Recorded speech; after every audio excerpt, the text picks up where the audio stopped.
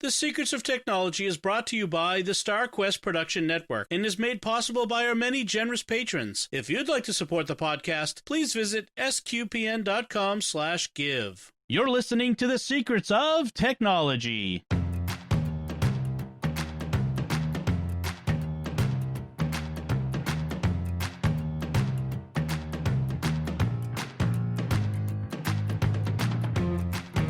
Hi, I'm Dom Bettinelli, and you're listening to The Secrets of Technology, where we discuss the technology news that's important to you from a uniquely Catholic point of view. And joining me today on the panel are Joanne Mercier. Hi, Joanne. Hello, hello. And Father Cory Sticha. Hi, Father Cory. How's it going? Very well, thanks. So I'm happy to report that I do not have a technology tale of woe this week. Knock on wood. As I knock on my head. Next week all bets are off, but for now things seem to be okay. Technology woes, if you want to hear about any of those. Well, yeah. I prefer if we have a technology woe that we've got a solution to. So, but if you ever have a technology woe that you found a good solution to, that would be good. But we're willing to take technology woes from listeners if they've got questions or that sort of thing. We're happy to take those and answer them as best we can. So, but today I have the best panel for this topic because you both are working in parish ministry. Obviously, Father Cory and Joanne, you work in a parish collaborative situation in faith formation. And I wanted to talk about how technology in the time of COVID, this is how we talk about things today, has changed our faith lives. Like what has changed, which everybody kind of knows, and what we think is going to stay the same, and what's going to go back to the way it was pre-February 2020, and sort of kind of go through that. I mean, obviously, one of the biggest change for Catholics in our faith lives this year has been the inability for most people to go to Mass, at least as it was, and the rise of the live stream Mass. Well, it's funny because I remember before the word COVID and coronavirus was even known by the average person, kind of, lamenting for quite a while of, we in the church are not using technology to its fullest. Yes. We've discussed that on this podcast. We've discussed it in private conversation. We've discussed it with our parishioners. We kept thinking, how are we going to use this technology? We have this web technology, convincing priests that, yes, social media is something that priests need to have a presence on. Yes, we need to be doing things like live streaming events. Because I can think of, a few years ago talking about events here in the diocese where we would have speakers come into the diocese and saying, why aren't we doing live streaming of these events? We have a diocese that is bigger than most states in the up where you guys are. Right. Yes. And why aren't we live streaming some of these events so that those of us who don't live close to Billings or Great Falls, which I didn't at the time, can at least view them? Well, now all of a sudden we have to take this question seriously. And that's where you mentioned like live streaming Mass. I saw priests scrambling to set up Facebook accounts, YouTube accounts. You see dioceses suddenly getting on the board with, hey, we should have our staff, like our staff meetings or our pastoral ministry meetings or other types of ministry meetings via streaming, Zoom, so that people don't have to, like even in the Boston Archdiocese where I live, asking people to travel at 6 or 7 o'clock at night to go to a meeting somewhere that's central in the diocese was ridiculous because we may be compact, but we're overcrowded and driving anywhere takes forever, especially at rush hour. And so suddenly, so I worked for the Archdiocese. I've mentioned before, I worked for the Boston Archdiocese starting about 10 years ago as the creative director for new media. I think it was the title. Anyway, my job was to help parishes get websites. So many of them, even now, are still struggling to do that, and to help them with other technologies like this. And I think COVID proved the point, which is it's not just a nice to have. We needed this stuff. And I'm kind of glad to see that so many parishes have so quickly got on board with, we're streaming, We have the technology. We've tapped into volunteers who have the knowledge. We've actually got internet access in church buildings now. So yes, we do. Well, that was it was of course, being tech savvy, I made sure I had all the basically infrastructure for this in place. But there are so many parishes, like my new parishes here. The one of them has Wi-Fi because it's reaching from the rectory that I'm living in right now. The other one has absolutely no internet, but they both have old, like VCR era cameras that they would use for overflow, where they're just wall mounted cameras, not definitely not even standard definition TV quality. They're little above if you remember the express record or extended recording version version of VCRs. How bad that was. That's kind of what the level of those cameras are. But that gives the idea then of, well, why don't we replace that with something like, say, one of the newer dedicated web cameras, not really web cameras, but broadcast cameras that are designed where they can do the pan and the zoom remotely. Right. But it's so many parishes, like you said, had absolutely no thought to having any kind of internet infrastructure in their facilities. So that when this happened, all of a sudden priests are trying to figure out, what do you mean I can't do YouTube off of my phone because I don't have 1,000 subscribers? How am I supposed to get 1,000 subscribers? And you see those goofy posts of priests are like, I need 1,000 subscribers. Good luck, dude. You might want to either use a laptop or Facebook. Right. Right. Well, I was looked at as the odd one because I was so technologically savvy. Mm-hmm. And when all of this hit, yes, it took a little while to get my co-pastors on board. But all of a sudden, it's like, oh, if Joanne wasn't here and she didn't know what she knows, then we would be up the creek. And I'm like, yeah, but I have another job and it's called faith formation. Right. And what's happened is our collaborative was pretty, I think it was like, middle of the road tech savvy, where we had a website, we had Facebook, and we had, I don't think we have Twitter, but we had a few things in place that people kind of sort of played with. But when this all hit, they needed someone who could just pull it all together. And I knew how to do that. So all of a sudden it became, as anything else in the church, my job. Right. So now I'm sort of, a tech webmaster / faith formation. And it gets a little dicey. And the other thing that this did for faith formation was you had people who could only think about catechesis in a classroom. Right. And now all of a sudden they can't.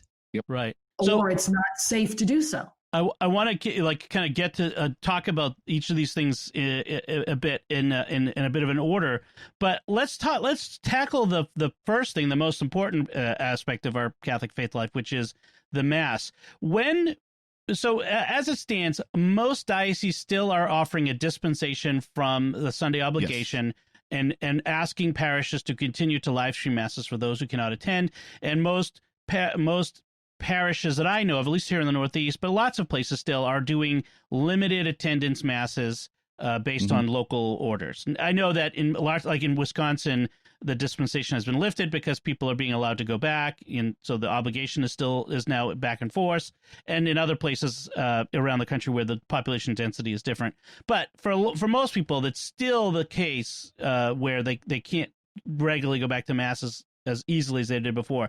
Do you think that let's kind of talk about in the future time when there's a vaccine, okay, let's kind of, and when the restrictions are lifted and we're in let's call it the new normal. That's what they keep talking about. Who knows what that will look like or when it will occur. But in the new normal, will parishes, probably not as many, but will there be more parishes still live streaming Mass for the homebound, for the sick? What do you think? I think we are. We've definitely made that commitment because we bought the cameras. We bought the cameras. We've invested in the audio. So we are definitely still going to do that because we have found a population. I think they were always there, but we never really acknowledged them, of folks who have told us this has been the best thing you've ever done. So we're going to take that, even though they could have watched something like EWTN or Catholic TV or something else, they want to see their own people in their own place, in a familiar surrounding. I get that. Right now, as a liturgist, I'm just scared because of the restrictions that we've had, that we're cutting corners a little too sharply. But I don't know what this is going to mean. I think my success in what I'm doing is because I know the Mass and I know where to go and I know what to highlight. I will highlight the consecration. I will change camera angle when the lector goes from the first reading to the psalm, just to give it a break. So I think kind of stuff like that needs to be done for people who don't know exactly what they're looking at or never had to think about it. But I think more so, you never had to think about it. That's an excellent point, by the way, which is the necessity for liturgical training for the people who are now in charge of operating these cameras. I've noticed in my parish's live streaming, they're doing a pretty good job, and they've got 3 cameras and they do switching. But like during the prayers of the offertory, when the priest is blessing the gifts, and he's kind of doing them low. Usually, the cameraman will switch to the looking at the music director playing the piano. No, those, put it back on the prayers. Like we don't need to switch. Picture in picture, baby. That works. It does, because that's what I do. The musician's in the small picture, and the presider is and altar is in the big picture. Right. It works. I think it would be nice for dioceses to offer that sort of training. It's, of course, so many of us, when we started doing live stream, it was literally throw a laptop in your, somewhere in your sanctuary, throw a phone. And so I think you're going to see a lot of parishes that have still been doing that. And I know a lot of parishes in this diocese that are still doing, and a lot of the live streams have kind of faded away. I haven't been doing live stream, but part of that is because of the internet infrastructure that I'm faced with here. Right. It's just not very convenient. We've got a web page, but I don't even have access to it yet because I haven't been able to find the password for it, stuff like that, Yep. That's the thing. You've got a small rural parish is, when the pastor is the staff, some things get dropped. Yeah. And so I've got to, figure stuff like that out. But how many parishes have spent the money to put the infrastructure in? And that's one of the things, like I said, I want to do here, where I want to have at least one camera, but then you have the training of, I can't be sitting there at the altar with my smartphone switching scenes on that camera or on those, the couple of cameras. I need to have someone who's willing to sit with a tablet and have the tech savvy to be able to do it. Right. That's the key. I mean, it's like a new liturgical role, the camera operator, which is interesting given that so many Protestant churches, especially of the evangelical or the emerging church variety, the terms that they use, have been doing this sort of thing for ages. And they have the tech savvy. And the danger is that we get into, we start to get even more. Part of the problem with the Mass over the past 60 years is so many people think of it as an entertainment. I'm not entertained by the homily or the music, so therefore it's boring. And there's more danger of turning it into a TV show, which we really have to, be careful of. So, but on the other hand, there is this new liturgical role that we've kind of stumbled into of, pastoral camera operator or liturgical camera operator. Yeah, I think we need to be careful not to turn this into a production. Yep. That being said, if you're running the camera, you kind of have to know where the action is going. Yes. And this is for both the Novus Ordo, the Vatican II Mass, and traditional, because I've watched some traditional Latin Masses, and it's the same thing. You got to know where everybody is moving, or you're missing the action. Right. Yeah. So, and people at home count on us to do that. I think all of this is now falling under evangelization. Yes. It really is an evangelization tool. Well, and it always kind of has been. Yes. Yeah. Well, Father Roderick von Hogen, who's one of the co-founders of SQPN, he does a live stream Mass for Geeks on Sundays now. And he gets a worldwide audience. And he talks about how so many of the people who watch that Mass are not Catholic. And in fact, you're hearing many stories. I've been hearing stories of priests and parishes hearing from people watching these masses who aren't Catholic, who are just curious. They're tuning in. They see a link somewhere, and they're checking it out. And it's a low threshold way for someone to kind of experience what Catholicism is about. And so, if we're not doing it well, if we're giving people a bad experience, not even just, doesn't have to be like a high production value experience. Just there has to be, let them see what happens and hear it. Then it's not as good. So now we talked about like your parish masses. There have been and continue to be other ways to watch the mass online, like Catholic TV, EWTN, Ascension Press has been doing a live stream mass with Father Mike Schmitz. The opportunity to experience masses in other places that aren't your parish has been kind of cool. I think before my parish got itself up and running, sometime like in May or June, I think it was, during the Easter season, we watched the live stream mass Cardinal Sean from the cathedral, which was awesome. He only did that during the Easter season, though, which is unfortunate. And sometimes we'd watch the mass from Catholic TV, sometimes from the Basilica in D.C. So there was that opportunity to kind of experience mass in other places, which was nice. In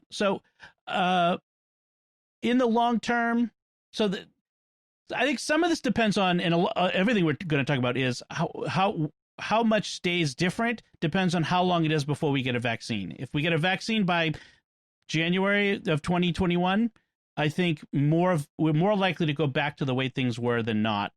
If it's January of 2022 before we have a vaccine, I think stuff will have shifted enough to not shift back as quickly. Assuming the vaccine is the ultimate end of this, but that's a whole political argument. But when we finally get to the point, let's say when we finally get to the point where we can open up on a much more normal basis, and yes, some places like here, it's much easier to be kind of a more normal setting than in a more populated area like Boston, where you're much more crowded and much more likely to spread things that shouldn't be spread. Right. We're trying our best, though, right now. We're holding, I think most of us are in this area are holding steady. When you agree, Dom, that we're keeping things. Right. The rates are down and all that. Yeah.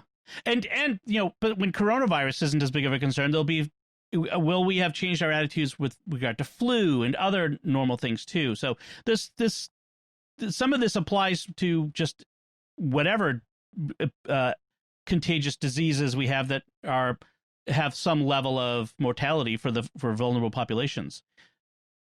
Right. And where I am in New Bedford, the mayor there will not allow us to have more than 100 in the church, no matter what. Right. No matter what the church can hold. So we're adding an extra mass now. We're going to be up to 4 this weekend because people are starting to come back, but we still need the cameras. Yeah. There's still a lot of folks out there who won't or can't walk into a space like that, even with 100 other people.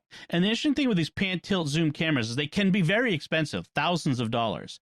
But there are also like pan-tilt zoom webcams, like the ones from Wyze, WYZE, that are like couple $100. But they have. Yeah, I was looking at ones the $300 to $400 range that, they aren't going to be as nice as a professional quality camera, or even like a nice Canon, DSLR or something like that. But they'll be sufficient, and that's one thing I think, if I could give advice to any parishes out there, is don't let the perfect be the enemy of the good. Exactly. No, your mass will not look like EWTNs. Your mass will not look like Catholic TVs. It will look amateur, because guess what? You are. Now, there's going to a number of parishes, I think, found out, our sound system really was bad. Yes. Because then they try to pipe it into a microphone, into a camera, and all of a sudden it sounds awful. Right. That's the other big part of it is not even so much the camera as the sound, which is in some ways even more important. And getting good sound, even getting good sound out of the speakers in the church is a task just to begin with. Never mind getting good sound that you can record and transmit. So And if I can give a tip to follow up on you, Father Cory, when we were evaluating what we were going to do in my collaborative, we needed to go the professional camera route because of the layout of the church. Yep. Right. Because it was a modern church with a very, rectangle type of layout. My home parish in Providence has been doing it with an iPad and a boom mic for months.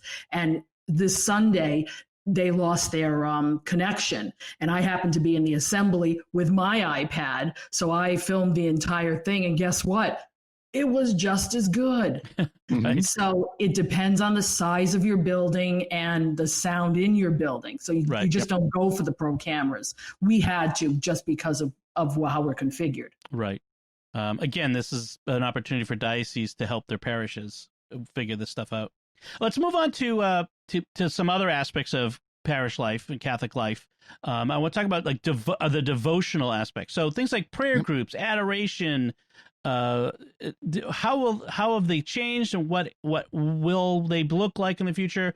Like one of the things I want to mention is like the Rosary Army. Our friends Greg and Jennifer Willits, also co-founders of SQPN. They've been doing a nightly or daily, because I think sometimes during the day, live stream of the Rosary for months now, and they've been getting a large audience of people joining them to pray together. We also, SQPN, has a podcast called Pray Station Portable that's been going on for well more than 10 years. It's like 13 years at this point, which is the Liturgy of the Hours, the daily office, it's called also, every day. It's an opportunity for people to pray. So what will, technologically speaking, adoration, prayer groups, and the devotional life of parishes and churches look like? I think this is one area where eventually it will go back to normal, because there is very much that communal aspect of prayer. The same with the Mass, of course, but of like prayer groups, of study groups, things like that. And we'll talk more about study groups in a little bit, but there's that communal aspect where you want that personal connection you can't get over Zoom. You can't get over a live stream where someone's sitting in front of a camera streaming and you're able to chat in the chat box over like YouTube or Facebook or whatever. Right. There's gonna be that point where people are gonna want to be able to come together. And I think people are still doing that. I don't think that ever has gone away. I think it's dropped quite dramatically.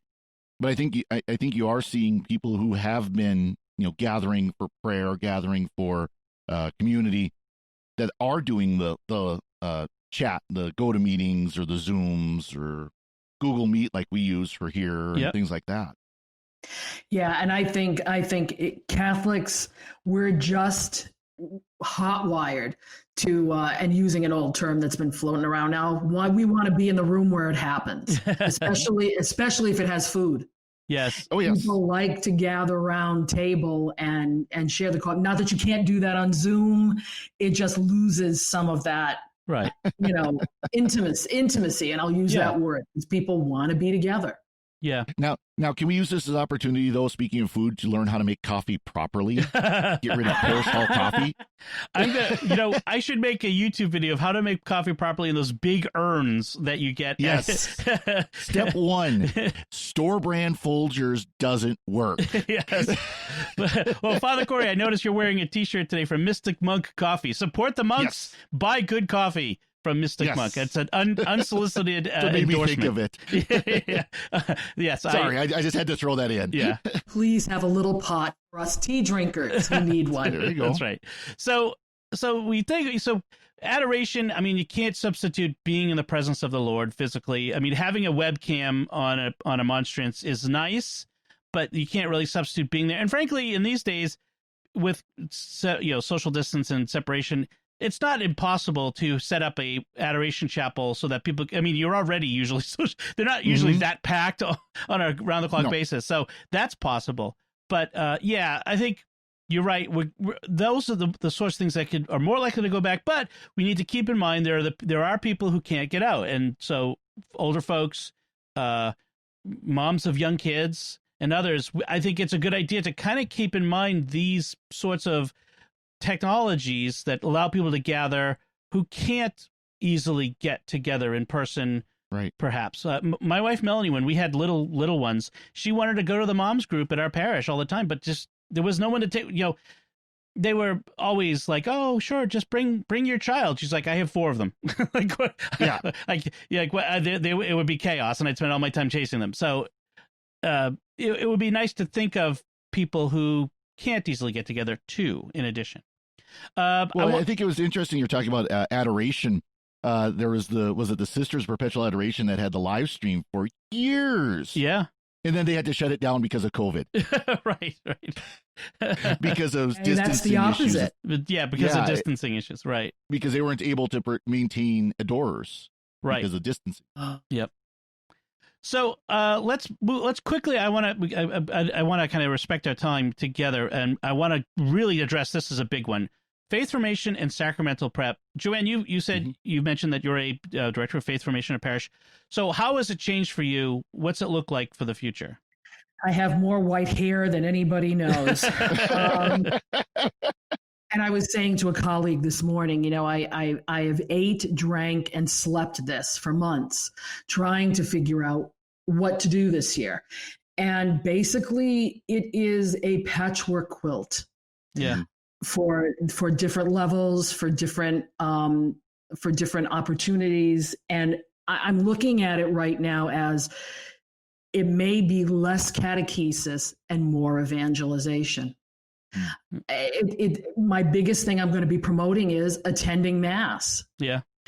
Virtually or otherwise, yeah. Because I think it needs to start there. And a lot of families don't do that. I hate to say that, but they don't. I tell you, this may actually be a blessing in disguise in the sense of, for a long time, because faith formation has felt like school-ish, it's school form, where we go to classrooms and learn about Jesus, instead of what it's really supposed to be, which is we are introduced to the person of Christ and become disciples. And so for a long time, we've sent our kids to church on a day and where they spend an hour, and they're going to be, and that makes them Catholic. And then we'll do they get a sacrament at some point where we have a big party. Well, this really puts it back in the seat of the parents. Like, you can't just send your kid off to church to become Catholic. This is, so what technology can do is help parents be more in the driver's seat for their own children's faith formation. And frankly, at this point, as I'm sure you're aware, the parents becoming evangelized and formed as disciples. That's what I'm hoping for. But we're putting a lot of it. We are putting a lot on the parents, but we're not putting not so heavy that they'll run away, hopefully. Yeah. Right. But each one of the systems that we have invested in has an online component. And my sacramental years, which will be Eucharist 1 and 2 and Confirmation 1 and 2, they'll show up in person as long as we can once a month, because they still need that in-person contact. And then the others will show up 3 times a year, spread out. But they'll be mostly online for the rest of it with 2 catechists. Right. And your sacramental year, the groups are presumably small enough that they fit under the cap. It depends on your diocese, because we don't have a cap where we are. So I know Archdiocese in Boston does, because my husband works there. Yeah. But no, I'm just using a gymnasium. Okay. That's big enough to put all these people socially distanced in a room. Right. And if I have to do it, and I'm doing it in, one group will come at 9, one group will come at 11:30. Okay. And cleaning in between, and, thermometers and the whole 9, hand sanitizer, the whole 9 yards. It's a whole different world, but I feel that they need to meet, and the others will be mostly online, but we'll get them together a couple times a year just so they can, social aspect. I think it's interesting too, even, if you don't have the catechesis being provided from your parish, that we have stuff now like Formed, which has a lot of resources and could be used. The parish could use it as, kind of a homeschool, quote unquote, where, okay, here this week here's, watch this video, watch this, this talk on Formed, and people, and then we can discuss on it, like on a chat forum or something like that. Mm-hmm. You know, things like that, where we have resources now that we can use, not just live streams, but videos that are available online for streaming to give to people that say, okay, you know, like you said, John, you have to take the lead in your formation now. We can't do this because we can't come together for that hour a week church night. So here you go. Right. We will guide you. We'll give you the resources, but they're all available. And a lot of them free. Exactly. And my sessions online are short. So they're between 30 and 40 minutes, but the in-person ones are going to be an hour.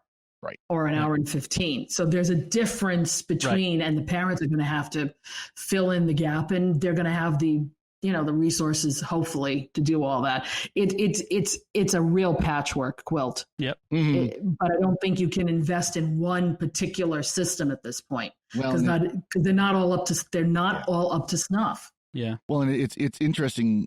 Again, another thing that had been kind of talked about a lot in the church, in the United States at least, is home faith formation. Right. You know, because of course the Second Vatican Council is very clear that parents are the primary educators in the faith.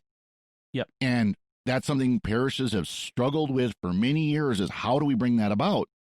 You know, and parishes have tried it and parents have rebelled, and you know, and now it's just kind of like we don't have a choice in the matter. Well, it's interesting because I did a little survey of my parents, and believe it or not, I got 50% of the survey back, which I thought was a miracle to begin with. Yeah. Oh, yeah.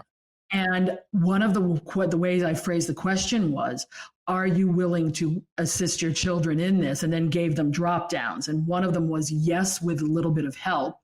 And one was no, I expect you to do it. Mm-hmm. I did get 6 people who actually chose that as an answer. Right. But most of them chose, I can do this with help. Right. So that was very, very encouraging. And that's how it should be. I wonder if the 6, even though they're just people who just do not feel confident in their own faith and need help. That's what I'm thinking. But it's almost like, okay, I can help you with that, but I'm not going to cure it in one day, so you can feel comfortable. Well, and you know, of course, I think part of the reason why, like, you know, again, you know, religious education was viewed as a school. It was a class. And I think a lot of parents, especially in this very entitled culture that we have right now, view, oh no, the parish is providing me a service. It is their job to provide that service to me, right, instead of me take this responsibility. And see, I've been the atypical faith formation because I never came at it as a school. I taught in a Catholic school, so I know what teaching religion is about, and I know what faith formation should be. So I've always been the one who's saying, no, we can't do this as a classroom. Yep.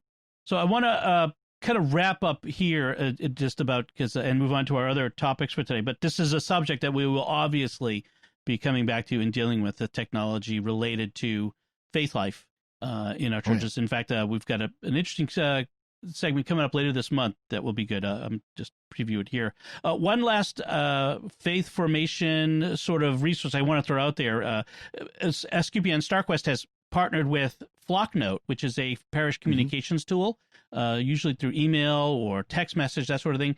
And some of our shows, like American Catholic History and Mysterious World, we are providing them with brief email templates, basically just like a pre-filled out email with information. So like American Catholic History will have information on an interesting American Catholic, not just saints, like all kinds of American Catholics or Catholic topics in America. And parishes can use these and just send them out, I want that one, click and send it to your parish list, that sort of thing. So give that a check out if you want. If you already have Flocknote, check it out on Flocknote. And if you're not yet a Flocknote user, that might be an interesting tool for communicating with your parish, and this is a nice addition to it.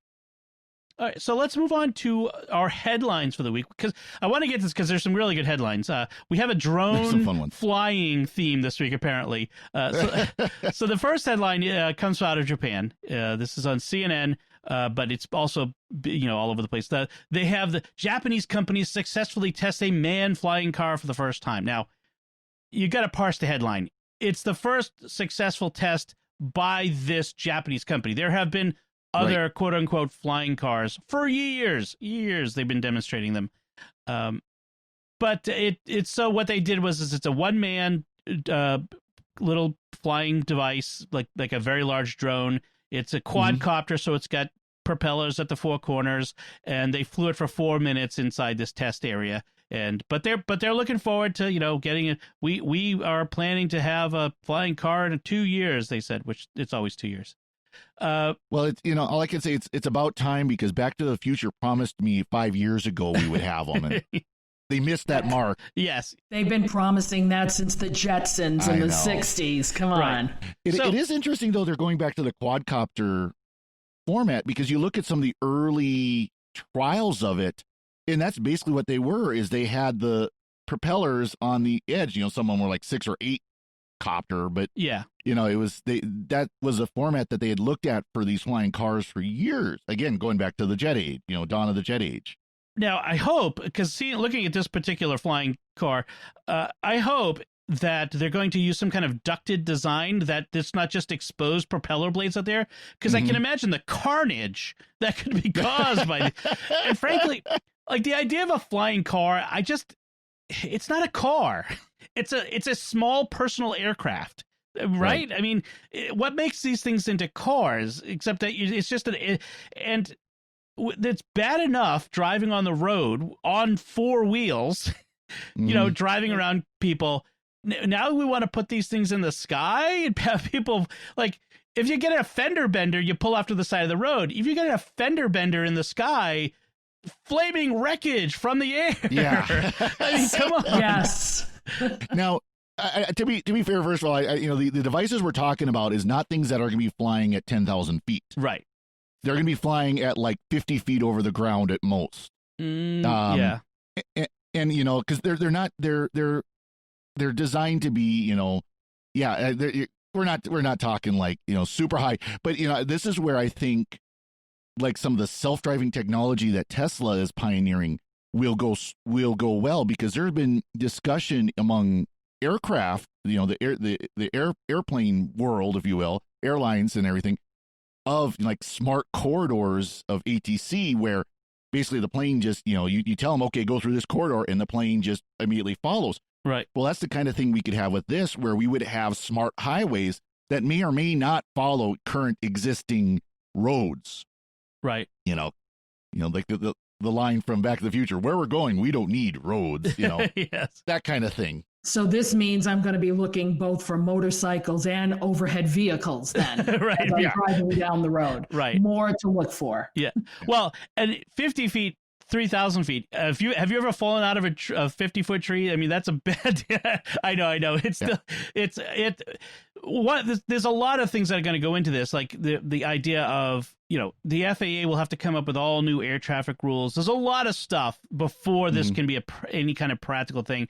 But there is talk of, air taxi services and that sort of thing flying around cities soon, like Uber wants to do it, and and probably overseas, like in Dubai and some of these other cities around the world, before it's here. But it's yet another flying car. I'm all for it, because if nothing else, you can get rid of speed limits, or at least, the speed limits don't have to be quite as big a concern. Yes. And you don't have to follow the road system, which, let's be honest, here in Montana is pretty rough sometimes. Yeah. Yeah. It can be a lot quicker to take a straight shot across country than it can across the road system. Well, that's what I was thinking, is Montana, Wyoming, up in that direction. This is perfect for that. Not for these crowded, Northeast and West Coast and all that. Yeah. So if you don't want a flying car, how about a jetpack? Anybody want a jet? So out in LA, somebody's got one, because according to the New York Times, a jetpack sighting at 3,000 feet over Los Angeles prompts an investigation. Ooh. 2 commercial jets on approach to LAX reported to air traffic control passing a guy flying a jetpack at 3,000 feet within like a couple hundred yards, like 300 yards. That is mid-air collision miss, and it is also high. I mean, that's for a jetpack. It's now they don't know who did it, and they haven't identified the guy. They're trying to find him because this is extremely dangerous. But what do you think about this? Who's going to admit to that? Yeah, no one's going to raise their hand. And here goes all the conspiracy theories of who is developing something like this. And because I think I read something somewhere else that said nobody in the area is developing anything that goes this high. Well, so where did it come from? The New York Times article says there's a company called Jetpack Aviation in the LA area that has what it calls the world's only jetpack, which goes up to 15,000 feet and can operate for 10 minutes. But they say, no. We don't sell the jetpack for recreational use. You're required to take a 3-week course. And this wasn't one of ours. Like we know it was. Now, take that with a grain of salt, because if I wouldn't admit it if it was one of mine. But yeah. Yeah. Well, and it sounds like this guy was flying around the approach pattern to LAX, which is one of the busiest approach patterns in the world. Right. Nice. This is why it's so serious, because you can think of, again, if there's a guy flying around here at 3,000 feet, he's not going to affect anybody except for the occasional military training mission that flies around through here. Everybody else, all the other jets are 10,000 feet or above here, so it's not a big deal. Yeah. But yeah, this is parking right off the runway of these major airports at 3,000 feet. There are jets that go through there like every few minutes. That's not a good thing. That's a good way to get an up close and personal introduction to a turbofan engine. Ooh. Yeah. Don't not do that. Good. Yeah, I mean, drones were already bad enough in controlled airspace, so yet something else to worry about. So, speaking of drones, our next headline: the FAA has cleared Amazon's drone delivery fleet. So, as the Gizmodo headline says, so we're a step closer to commerce hell. And they're still going to miss my house. Yeah, right. They'll still drop it. They're still going to miss my house. They're going to drop it on my roof. I know it. That's where it's going to end up. Well, they'll be able to get it to you in a couple of minutes by drone, but they're going to take a week to actually ship it to you, like they've been doing with Prime. Right. Sorry, I'm not happy with Amazon about that right now. Right. So the idea is they want to do same day delivery, 30 minutes basically with these drones, and so what the FAA has given them is an air carrier certificate, which allows them to go to the next step of developing the drones. We're not going to see drone deliveries anytime soon. They're still in the development phase. But the drone that they've got apparently delivers up to a 5-pound package, 15 miles, I think they said is the range. And within their aim is 30 minutes or less, which is like can they get me a pizza in that time? So even Domino's has stopped promising that. Anyway, we've talked about this topic before, and I'm still on record as I do not like this until you find a silent drone. I do not want this, because the idea of just our neighborhoods being filled with the sound of on a constant basis, I hate that idea. What do you guys think? And we have to watch out for those big flying hornets now. So, I mean, they make the same sound. So. Murder hornets. Yeah. Between that and the flying cars, I mean, our skies are about to get crowded. But I mean, from your point of view, I mean, good, bad, dystopia? See, admittedly, of course, I'm out in, the only way you get Amazon is via UPS. Right. So it really doesn't make a big difference unless UPS wanted to start doing the same thing. But, I could see the advantage of it, but I would want to see it being used in more restricted use than the typical Prime delivery. Right. No, I don't need Amazon Prime dropping off a, HDMI to VGA cable in 15 minutes via drone. Right. That can go via the more traditional route. And it would be nice if they could find quieter ways to make drones work. Right. Yeah, I'm on the fence. I'm not so sure. I think Amazon, at least where I live, Amazon delivery's been pretty good. So I just don't know if this is just more hype. Right. Sort of, we can get it there in 30 minutes, so we can sell it for more. Yeah. What do I really need? Yeah. What do I really need in less than 30 minutes? Yeah. So, but I still like the idea of, I prefer vans with little robots that spread out. So the van drives to a neighborhood and the little robots drive along the sidewalks and spread out and deliver packages. I think that's less disruptive. But that's me. Other people's mileage may vary on that one. Let's move on to another headline. This is actually kind of a bigger story. Apple's iOS 14 is coming soon, sometime in September or October, probably October. And it's made some more privacy-based changes. And companies that have advertising are not happy about it. So the headline here from the Houston Chronicle says Apple makes a privacy change and Facebook and advertising companies cry foul. And so what's going to happen with iOS 14 is it's going to prevent advertisers and apps from tracking you as much as they have. So tracking you across apps, across websites. And the reason that's important is advertisers and the companies that sell advertising like Facebook, they want as much data about you as possible in order to build an advertising profile. And so I love the way they phrase it. You're just, this is not a change that we want to make, Facebook says, because, we're trying to give people what they want, personalized advertising that makes the ads relevant to you. And then they accuse Apple of this isn't really about people's privacy. This is really just self-interest on the part of Apple because the data is more valuable to them. And so they'll sell that data instead of letting it be freely available. What do you think of all this? Is this sour grapes? To sound like I'm on the schoolyard, they started it. They have been targeting us for years with our data. So if Apple, I think, is pushing back now, I don't know about the selling part. But because I don't want Apple to sell my data, that's why I have Apple products because I like my privacy. But I think the other companies have taken too much advantage of it. So Apple's pushing back, and if it wasn't Apple, would it be somebody else? Who knows? But somebody has to push back and say, enough's enough.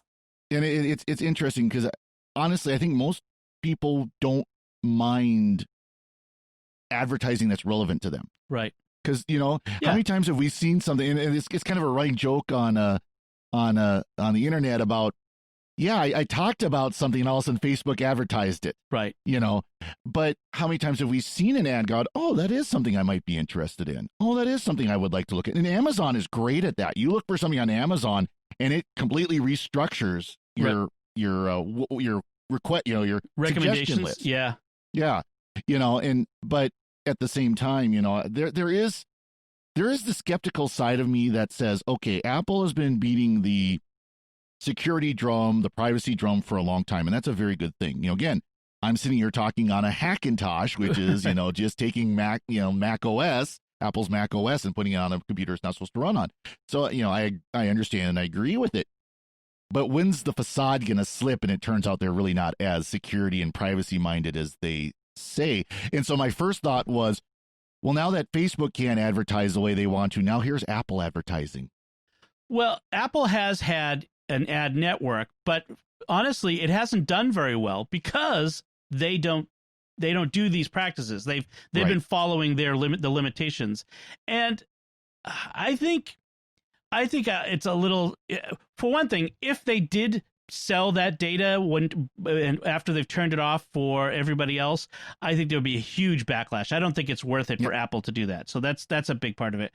But I think this isn't simply personalized advertising. These companies, the advertising companies and the people selling ad space and Facebook is the poster child for this, have gone in the past 5 or 10 years, have gone way over the line. Oh, yeah. I mean, it's been story after story where this isn't just simply, compiling information so they know they should advertise dog food to you. Yep. They would know way more about you than you would possibly feel comfortable knowing. And Apple is kind of pushing back on this a little. And iOS 14, even in beta, has been started to slap some hands.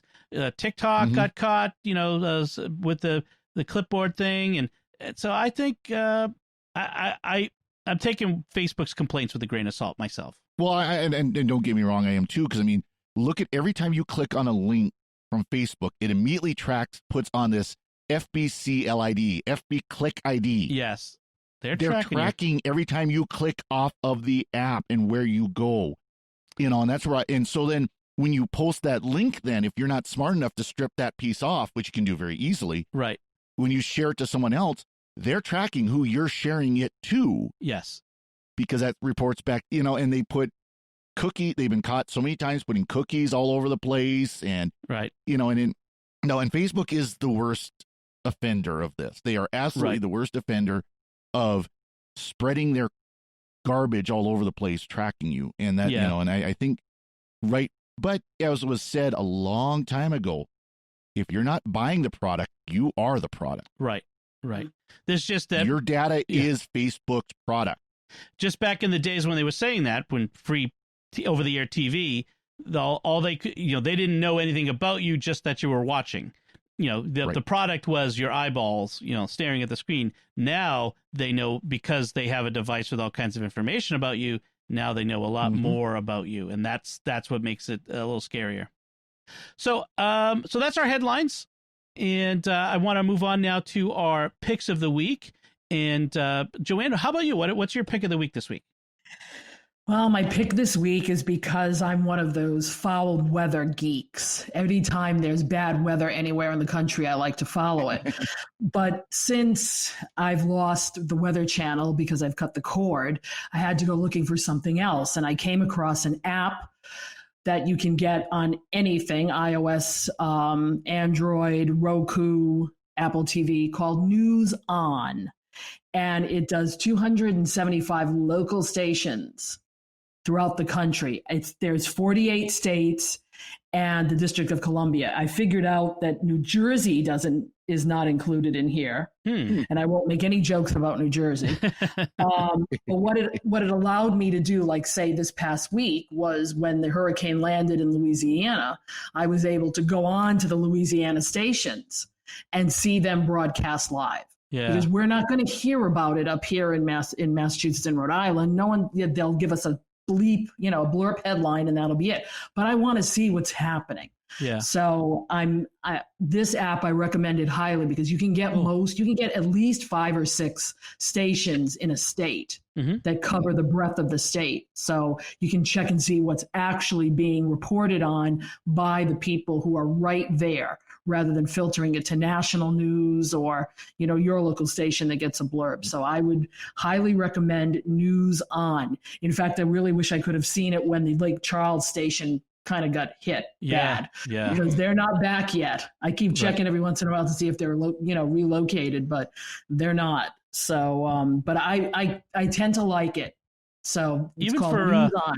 Other news events like the derecho that hit Cedar Rapids, Iowa, and there wasn't a whole lot of national coverage of that. Or even if you just there's a national news story, but you want to see the local angle, like, I don't want to get into the politics of it, but Kenosha, Wisconsin, what are the local reporters who know their city saying? So that's exactly interesting. Yeah, that's a good app. Father Cory, what's your pick of this week? So you're talking about the social distancing and people not, staying at home and not going out as much. And of course, we talked about it from a face standpoint, but of course you see it with stores, you see it with restaurants, whatever. One thing that people are concerned about is physical contact and being around people. And so gas companies they started this before, kind of like about a year or so ago, you started seeing these really crop up, but they're mobile apps for gas stations. Yeah. So these major corporations, like the three ones I picked out are ones that are common here. Conoco, Sinclair, and ExxonMobil are 3 of them. Other companies as well. All the major gas companies have them. Have these apps where you can basically pay for your fuel, pay for your food in food and drink in the store. Is some of them get bonus points, things like that, all from your phone. Right. So you can pull up to a pump, click on your app, say I'm at pump number 3. I want to add a car wash. I want to do this. I want to do that. Hit pay, and then you can just go out and pump your fuel. Right. You don't have to go to the inside. You don't have to go inside. You don't have to touch the card swiper. Well, if you do go inside, you can pay touchless, where you just take the app and you tap the phone to the device, or it scans your QR code or whatever. The great thing about that is also defeats the skimmers. Remember the big problem of gas station pump skimmers, where somebody puts a device on the card reader and they would skim your number off the card as you paying. Well, if you're doing it with an app, they can't skim it. Yeah. So which it's is great. so this is a great way to kind of minimize that contact, minimize that risk. Mm-hmm. Now, not all even stations have it. Like, for example, I mentioned Sinclair. And of course, if those who are in the western part of the United States are familiar with Sinclair, their big logo is a dinosaur. Yeah. It's a green dinosaur. And so they called their app DinoPay. But not all gas stations around here that are Sinclair gas stations support that yet. Okay. And you're going to see that with some of these, like in more rural areas, they might not have it, or it might be hit or miss. One thing I have noticed, though, is that like this DinoPay, if a gas station supports it, the price for regular unleaded shows up right above their dot.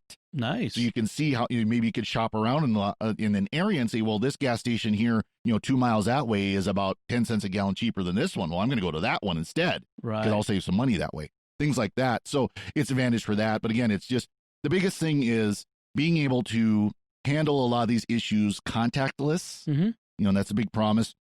Some of them have reward programs attached to them. Conoco has what they call kickback, where it's you get one point for every dollar you spend type of deal, and things like that. Cool. So there's, like I said, all these mobile apps. They're available for free. You sign up for them. You can use, and some of them you can use like Google Pay or Apple Pay or something like that to handle it too. So I was going to mention with the Exxon Mobil, I know you can use Apple Pay. You can put the app, the card. You can basically, if you have an Apple Watch or an iPhone, there's an Apple Pay thing on the pump itself, and you just weave your watch or your phone at it, which is great. And if you have an Apple card, you get 3% back on mobile. Anything at nice. Exxon Mobil. So that's a pretty good deal. So yeah, I think Shell also has it too, which is really great. And so I think most of the big ones are doing it now. Yeah, Shell I saw has one. Sunoco, for those of you in the East Coast, have it. Yep. So yeah, there's a lot of them. That's a great tip. Just to be contactless. All right, so I'm going to suggest my pick of the week, and I'm going to go old school here. I'm going it's sort of an old school, new school pick, which is it's a game because I'm having fun. It's Civilization 6 on Steam. I've been playing Civilization in one form or another for like 30 years, like all the way back to Civ 2, I think it was, back in the day on an old Apple II Plus or Apple IIe, I think it was. And I love this game. It's always been a lot of fun. The latest version, Sim 6, they have I think it's Gathering Storm is the latest expansion. This whole year, they've started a thing called Frontier Pass, where for a whole year, they're rolling out big updates and small updates on a regular basis. A bigger update will cost you $10 or something like that for downloadable content, and then the smaller updates, like once a month, are just up, like small incremental, not just bug fixes, but feature releases. So it's a really, like, they're doing over a whole year's worth, which is kind of nice, keeps the game fresh and new. I love it because my kids like to watch me play it, and they know who Menelik II of Ethiopia is, the Emperor Menelik, and they know who Catherine de' Medici is, and it's kind of interesting because it really does cover history in a way. Of course, it's not real history, but it covers historical figures and concepts related to economics, religion. It has religion built into it, relations between states. And one of the new things is, what was I going to say? They have secret societies now, which they've just added recently. So originally the game had Leonard Nimoy doing the in-game narration. So anytime you'd get a new technology or new advancement, Leonard Nimoy would read a quote from some famous person. Now they have Sean Bean, which is awesome, although I keep waiting for him to die in the middle of it. But because Sean Bean always dies in all the movies. But there's some great quotes. There's like for some one of the advancements is a G.K. Chesterton quote. I think something about the poets have been mysteriously silent on the subject of cheese. I mean, I just love that quote from Chesterton. And so it's a lot of fun. Civ 6, I play it on the Steam system, but I think it's available for download otherwise too. So check it out. It's also on the Epic storefront, which I did get it for free because it was like one of these one-day free things. But it's just the base game, the base game, of course. Of course, you got to pay for all the add-ons if you want the add-ons. Right. But still, and it might be something kind of keep an eye out where it might rotate back through again at some point if you haven't purchased it. But of course, if you do get it for free, then it might be worth spending on some of the add-ons to support the company. Definitely. Yeah, and I think that's what they're doing is they give you the game for free and help you buy the add-ons.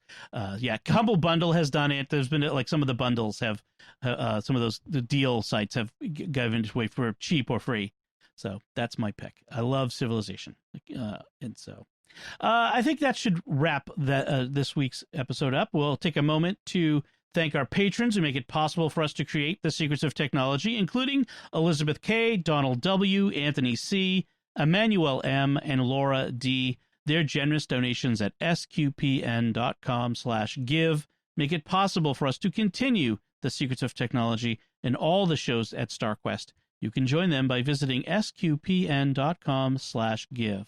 So that's it from us. If you have any feedback for us, you'd like to comment on anything we've talked about, or you have any questions you'd like us to address, any topics that you find interesting, let us know by going to the show at sqpn.com/technology, or the SQPN Facebook page, facebook.com/StarQuestMedia, or send an email to technology@sqpn.com. And you'll find links from our discussion and the picks of the week on our show notes at sqpn.com. Remember to like each episode of Secrets of Technology on Facebook, retweet it on Twitter, where we're at SQPN, and leave us comments and engage with us on social media. That's a great way to interact with us online. Until next time, Father Cory Sticha, thank you for joining me and sharing the Secrets of Technology. Thank you, Dom. And Joanne Mercier, thank you as well. Thanks, Dom. Once again, I'm Dom Bettinelli. Thank you for listening to the Secrets of Technology on StarQuest.